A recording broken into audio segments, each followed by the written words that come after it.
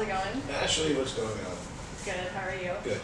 Good. Do you want to introduce yourself to the camera, please? Ralph Odierna. I've been in real estate since 2000 and end of 2002, beginning of 2003. Currently, I'm the team leader for KW Encino Sherman Oaks, and technically her boss. Do you mind walking us through your real estate journey? What year you got licensed, or when you got licensed? So, September of 2002, I got licensed. Prior to that, my entire life was in the entertainment industry. But at age 38 or so, I decided to make a career switch, and I figured real estate seemed like a logical extension since I was a deal maker in the entertainment industry. Real estate seemed to be deal making, and I was an agent for 3 years. I ran a team for about a year and a half. Then I switched into leadership, and I've been doing that for close to 17 years now. But I've also opened up real estate offices in Los Angeles, San Diego, New York, and Alabama. Right on. Yeah. Okay, switching gears. When was your very first home purchase? My very first home purchase was 1998, so it was prior to being in real estate. Okay. I was working as a writer at the time. I was married. My wife was a personal trainer. We had a 3-story townhouse over in West Los Angeles, and the basement floor, the ground floor, whatever you want to call it, was my wife's studio, and that's where she worked out of. I worked on the lot over at Raleigh Studios, and our landlord came up to it. We were renting, and our landlord came up to us and said, "You guys have 30 days to make a decision to buy or to move, because I'm selling the townhouse." All right. So it wasn't something we were actively searching at the time. It kind of happened. Okay, so since this was before you were an agent or licensed, Right. did you go through a buyer's agent, or how was your process? No, because I'm a brilliant negotiator, Ashley, and my landlord said he wanted $320,000 for the townhouse, and I said, "I'll give you 300," and he said 320, I said 310, he said 320, I said sold. Okay. So I negotiated him to 320. Okay, but did you ask anyone, like an attorney, to go through like the contracts or anything like that? No, we did a very simple one-page contract. I didn't even know about disclosures back then, but he gave me a bunch of documents. Mm-hmm. We were living in that townhouse for approximately 3 or 4 years prior Okay. to buying it, so I knew pretty much everything there was to know about it. So no inspection, formal inspection was No, done? we didn't even do it for him. Oh my gosh, Yeah. okay. Would you do anything differently about that transaction? Probably not. You know what's really interesting is that, I negotiated the 320. The gal that lived across the street from me worked for Prudential Real Estate at the time. They're no longer, it's now Berkshire Hathaway, but back then it was Prudential. And she asked me, she goes, "I just heard you bought your townhouse." I said, "I did." She said, "How much?" I said, 320. And she gets this like shocked face. She goes, "Oh my God." She says, "The comparables are like 300 maybe, but the market's going down. We're in a housing recession." She said, and I'll never forget this. She said, "I would never have allowed you to buy that at 320. I don't know, I was a writer, I could afford the payment. I felt kind of stupid after she said that. I'm like, I don't know, kind of fits. The mortgage is more expensive than what I was paying in rent, but we didn't have to move. Here's the thing that I learned that has taken me through my entire career. My marriage didn't work. It was approximately 11 years later. We were divorcing, so we had to sell the townhouse.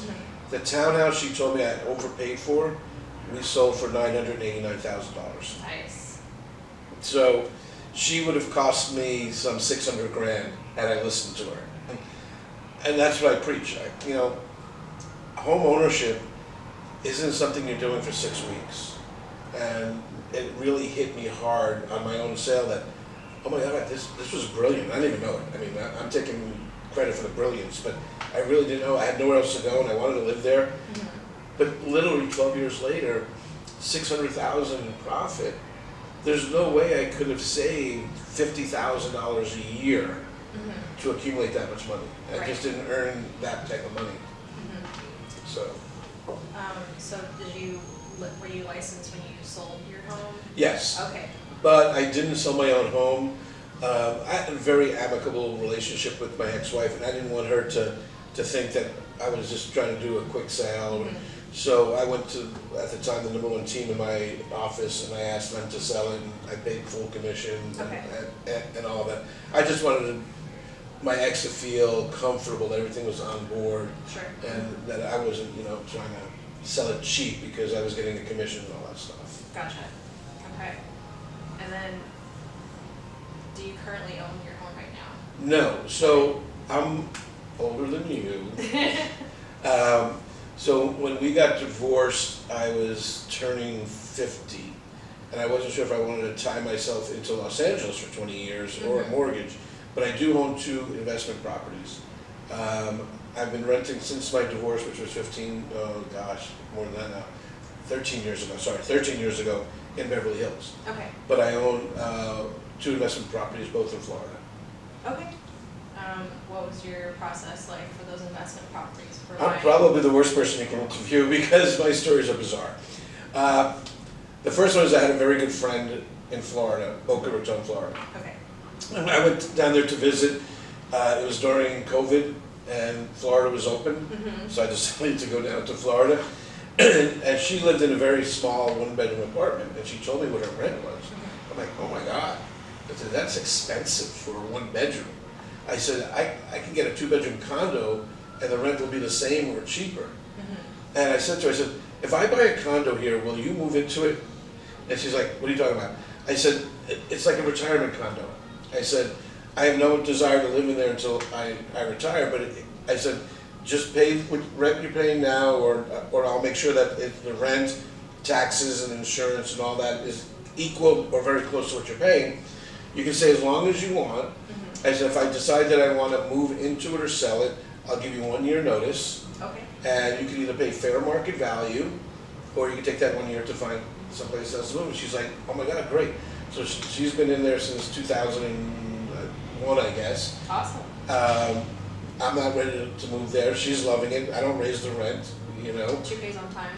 And so I paid at that time, this is Florida, 2001, 2-bedroom, about half mile to the beach in Boca, paid $315. Oh my gosh. Yeah, it's worth about $700 right now. So that's my retirement. And then I bought another little investment condo down near Deerfield Beach, which is a little bit south of Boca.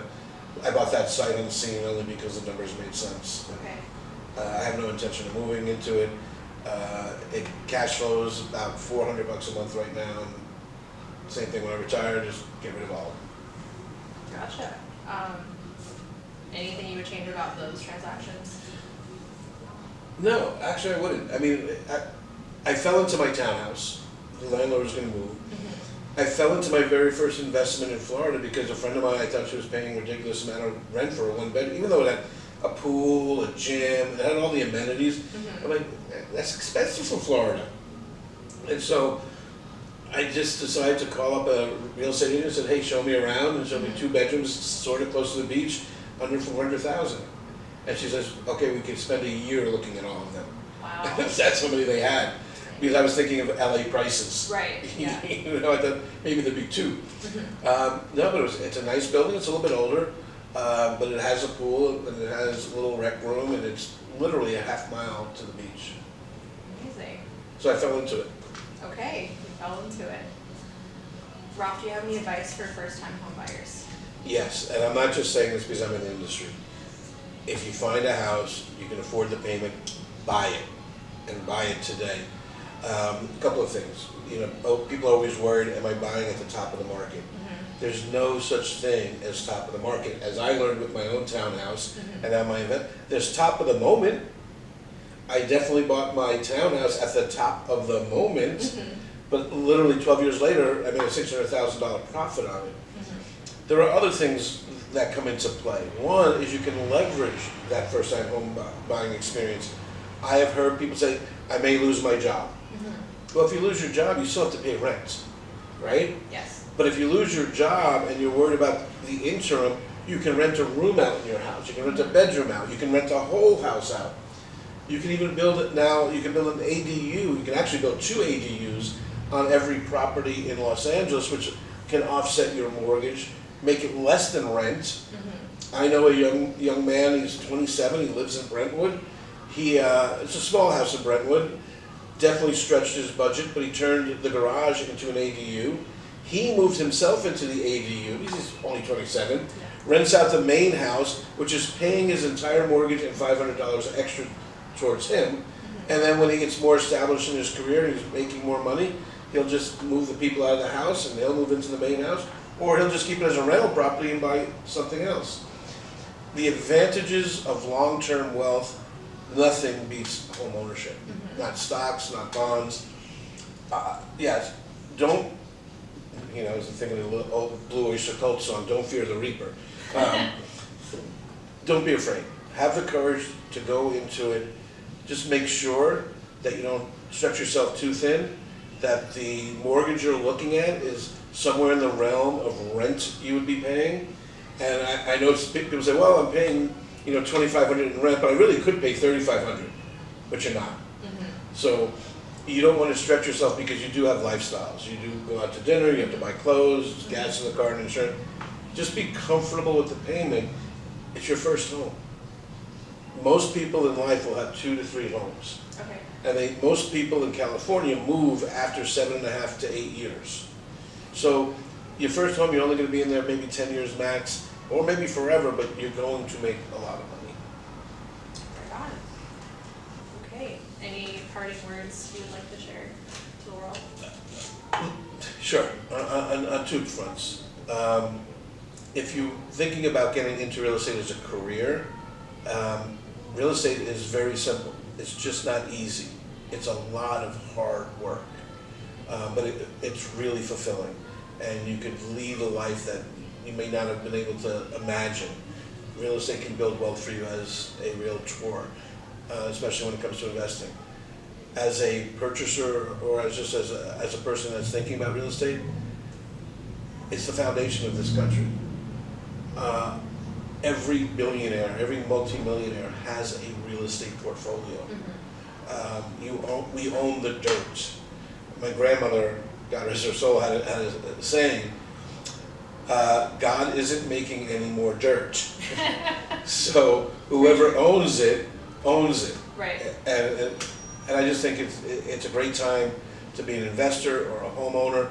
And right now, if you think about retiring in the next couple of years or leaving the state, it's a great time to sell because we're at the top of the moment. Got it. Well, thank you so much, Ralph, for You your bet. time. Thank you, Ashley. Bye.